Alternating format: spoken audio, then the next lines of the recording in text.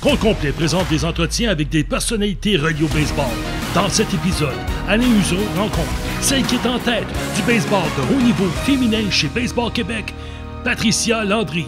On va parler de baseball féminin. Patricia Landry, qui fait partie de Baseball Québec, est impliquée directement dans le développement du baseball féminin.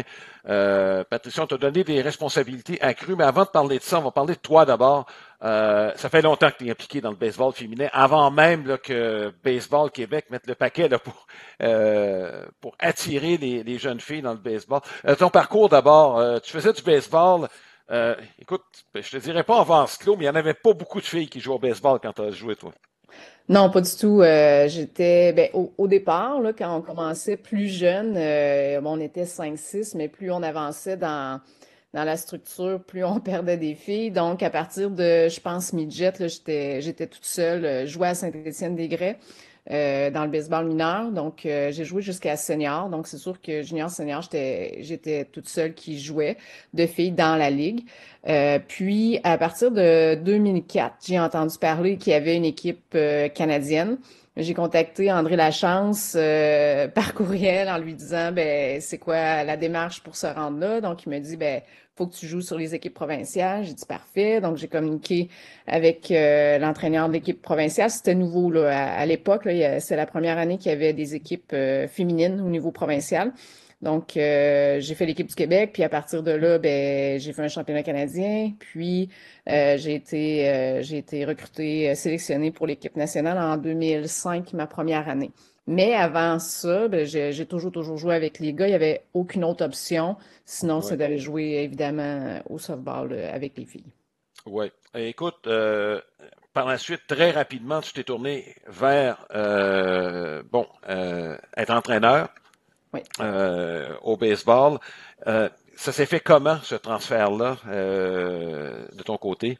Oui, ben en fait, j'ai joué sur l'équipe nationale de 2005 à 2010. Puis, tu sais, Mhm. j'étais un petit peu plus vieille que la majorité des filles dans mon équipe, là. Donc, à partir de 2010, mais je me questionnais un petit peu sur ce que ça demandait comme engagement. Je travaillais à temps plein, il fallait que je m'entraîne. Donc, tu sais, je me suis dit peut-être que c'était le moment. Donc, j'en ai parlé avec André que je pensais prendre ma retraite de joueuse.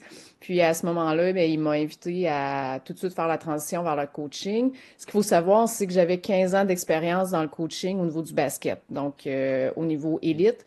Donc, je sais pas, le coaching ne m'était pas inconnu, mais j'avais jamais coaché au baseball. Donc, 2011, ben, j'ai tout de suite coaché l'équipe du Québec jusqu'en 2015, si je me trompe pas. Puis après ça, j'ai arrêté pour des raisons professionnelles, personnelles. Mhm. Donc, je suis revenue en 2021 avec l'apparition de l'Académie de Baseball Canada. Bon, ton implication baseball, regarde, sous question comme ça, des filles pour aller dans la NCAA, c'est le softball. Est-ce que tu as été tenté ou c'est vraiment le baseball, toi, qui te passionnait, là? Non, moi, j'ai pas été tentée. De part aussi, j'avais un deuxième sport qui était le basket. Donc, moi, au Mhm. niveau année scolaire, septembre Ouais. à avril, je jouais au basket et je jouais au baseball l'été. Mais j'ai essayé le softball, mais c'est pas quelque chose sur lequel j'ai accroché. Tu sais, c'est deux sports différents. Mhm. Euh, Malgré le fait que souvent on dirige les filles vers le softball quand il n'y a plus d'options au niveau du baseball, mais c'est complètement deux sports différents. C'est comme si je décidais d'aller jouer au soccer, mais je vais jouer au soccer. Il y en a qui décident d'aller jouer au softball, c'est correct.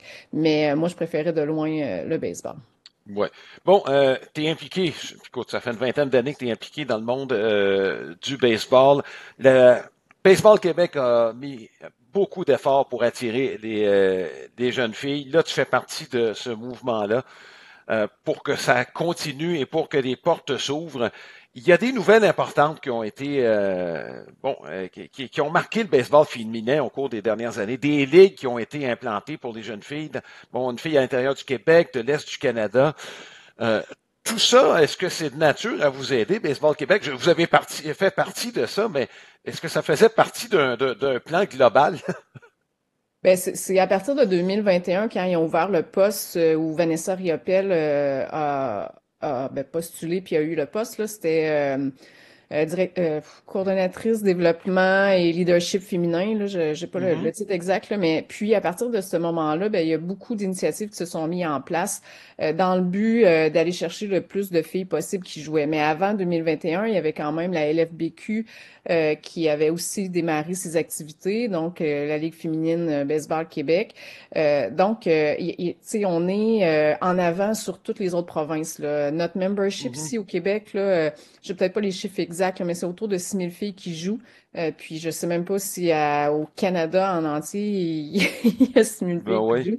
Donc, on est vraiment avant-gardiste de ce côté-là. Donc, on a parti l'Académie de Baseball Canada en 2021. On a eu 12 filles qui se sont inscrites, donc qui est située à Trois-Rivières et qui se déroule de septembre à juin. Donc, on s'est dit, ben c'est génial, mais après, ils font quoi ces filles-là? Tu sais, l'été, à l'époque, ça fait pas si longtemps, là, mais en 2021, il y avait juste l'option Équipe Québec. Donc, quand les filles faisaient pas les équipes du Québec, ben, ils jouaient avec les garçons. Donc, on s'est dit, ben, il faut qu'il y ait une continuité de notre académie pour amener les filles vers autre chose puis offrir des opportunités. Donc, on a créé deux ligues. La ligue qu'on appelle ABC, qui est pour les filles de 14 à 16 ans, élite, 4 équipes, et la Ligue Canada Est, qui est pour les filles de 17 et plus, une ligue senior élite, où là, on va chercher aussi des filles de l'extérieur du Québec. Donc là, ça permet, nous, à l'Académie, de pouvoir avoir plus de filles qui vont avoir des opportunités par la suite, puis d'offrir aux filles du Québec et de l'extérieur aussi la possibilité de continuer à jouer jusqu'à temps qu'il y ait Ouais. qui décident d'arrêter, mais qui décident parce qu'ils décident elles-mêmes et non pas parce qu'ils ont plus d'opportunités. Et avant, c'était, ben, je fais pas les équipes du Québec, ben, donc j'arrête de jouer parce que j'ai pas d'autre place Ouais. pour jouer, là. Oui, écoute, l'implantation de ces ligues-là, c'est de nature évidemment à attirer encore d'autres athlètes. Ouais. Votre structure, je ne sais pas jusqu'à quel âge les filles jouent avec les garçons, parce qu'à un moment, quand elles sont toutes jeunes, il n'y en a pas de différence ou à peu près, là. À un moment donné, préadolescent, c'est là que ça commence à changer. Vos structures, euh, est-ce qu'elles sont assez fortes pour être capables d'assumer là, une augmentation peut-être prévisible d'inscription de la part des filles? Ben, on souhaite qu'avec ces ligues-là, qu'on donne un modèle Mhm, aux filles puis qu'ils voient qu'il y a quelque chose après. Puis tu sais, tu dis mhm, oui, il y a la différence un petit peu plus tard, vers 15 16 ans physique, mais il y a aussi une différence d'attachement puis tu mhm. sais, qui est différent puis là, il y a beaucoup de ligues féminines, il y a des équipes féminines U9, U11, puis on le voit que les filles aiment ça, jouer avec les filles. Puis tu sais, on est le seul sport où à peu près en 2024 où on a encore la possibilité de jouer avec les garçons puis de se dire OK, cette année, je joue avec les gars ou avec les filles, mais tous les autres sports, c'est pas possible, là. Tu sais, si on Oui. regarde, je sais pas moi, le basket, tu sais, le volleyball, n'importe quel sport, il y a une division féminine, il y a une division masculine, puis il y a aussi des divisions D1, D2, D3 ou A2, A3A. Donc, on veut créer ça, qu'une jeune fille ait pas à se poser la question, puis qu'elle puisse avoir le calibre aussi qu'elle souhaite. Vous avez été à l'avant-garde au Québec. Est-ce que tu es en train de voir que dans les autres provinces aussi, ça commence? Parce que s'il y a une meilleure compétition, c'est sûr que le Québec va en sortir gagnante, là. Les Québécois vont en sortir gagnantes avec une plus grande compétition. Le calibre va augmenter. Est-ce qu'il y a quelque chose qui s'en vient et qu'on copie peut-être même du Québec? Ben, tout à fait. Là, on sent qu'il y a certaines provinces qui veulent imiter, qui nous posent des questions, qui Mhm, sont venues rencontrer Baseball Québec l'année dernière, qui sont en contact avec nous, qui nous demandent comment on fait, est-ce qu'on peut les aider aussi dans leur province à mettre ça en place, créer une académie ou en tout cas du moins une structure féminine qui permet une évolution, tu sais, dès le départ jusqu'à un âge plus élevé. Donc, oui, puis Saskatchewan a engagé, si je me souviens bien, un directeur qui a une partie qui s'occupe du féminin et on voit la différence là. Eux, ils progressent aussi. Tu sais, on voit quand il y a un investissement de ressources et d'argent, ben qu'il y a des résultats là. Tu sais, il y a des filles qui mhm. attendent juste ça, qui veulent jouer, puis mais il y a pas de structure pour les accueillir. Donc, c'est ce Ouais, qu'il faut mettre en place. Puis en 2024, c'est comme pas de sens que ça n'existe pas encore là. ouais. Baseball Québec est impliqué dans cette ligue. Il y a une ligue québécoise. Euh, La Ligue de l'Est du Canada. Je ne sais pas quelle est l'implication de Baseball Québec à travers cette ligue-là directement. Est-ce que tu peux nous en dire un petit peu plus? Ça aussi, c'est une ouverture là, qui peut s'offrir aux filles, là, Oui, cette ligue-là. la Ligue Canada-Est, ben, c'est évidemment c'est créé avec Baseball Canada, avec Baseball Québec. On a créé ça il y a 2 ans, donc on a commencé à Mhm. 3 équipes. L'année dernière, on en avait 4. Cette année, on va en avoir 4. Ils investissent aussi beaucoup d'efforts, d'argent dans la ligue pour que ce soit vraiment une ligue reconnue, élite. L'année dernière, on a accueilli une dizaine de filles extérieures du Québec qui sont venues jouer ici. On avait plus de la moitié de l'équipe nationale qui était au Ah Québec oui. pour jouer durant l'année. Donc, puis ce qu'on souhaite, c'est augmenter évidemment le nombre d'équipes, mais pas aller trop vite dans ce Mhm. développement-là parce qu'on veut garder un calibre qui est relevé. Ben oui. Ça se joue où, ces matchs-là? On dit Canada-Est. Où se jouent ces matchs-là?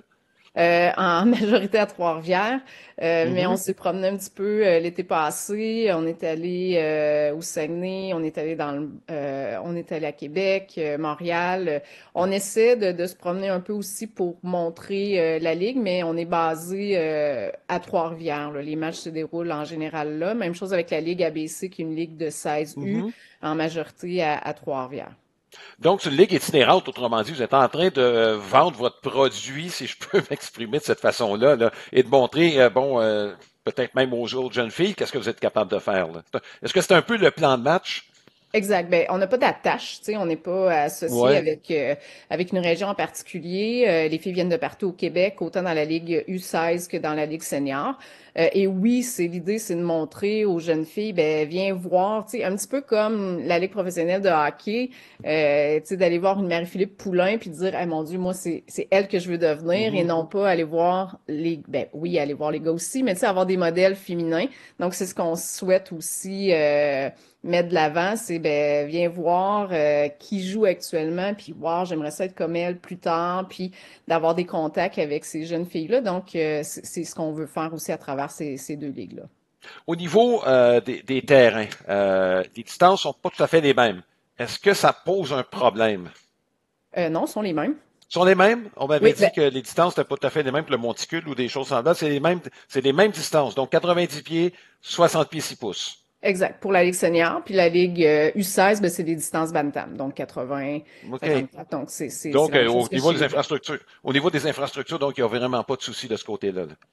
Non, il n'y a pas de souci. Ce qu'ils font, par exemple, au niveau international, qui est intéressant, puis là, ben, qui est peut-être un petit peu plus difficile au quotidien, c'est que au niveau international, les Coupes du Monde, ils rapprochent les clôtures pour avoir OK. plus de circuits. Là, ils font ça depuis Mhm. 2018. Ça rend le match plus... ben, c'est le fun. Là, tu sais, il y a plus de circuits que si on joue sur un gros stade, évidemment. Là. Les filles, au niveau de la puissance, c'est pas comme les gars. Là.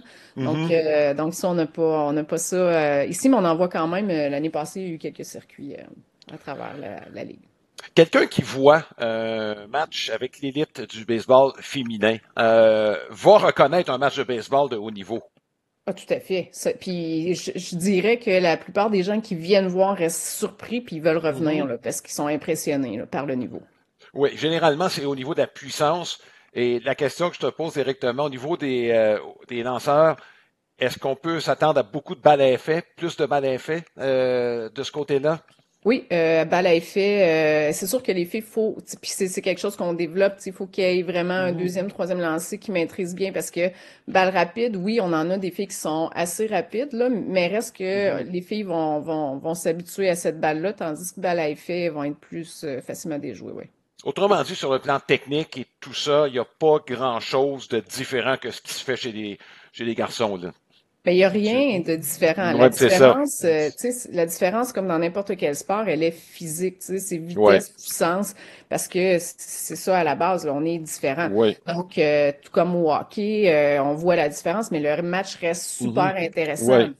Et l'aspect stratégique demeure, et ça, c'est ce que les spectateurs apprécient beaucoup, entre autres, les Oui. gens qui connaissent le baseball.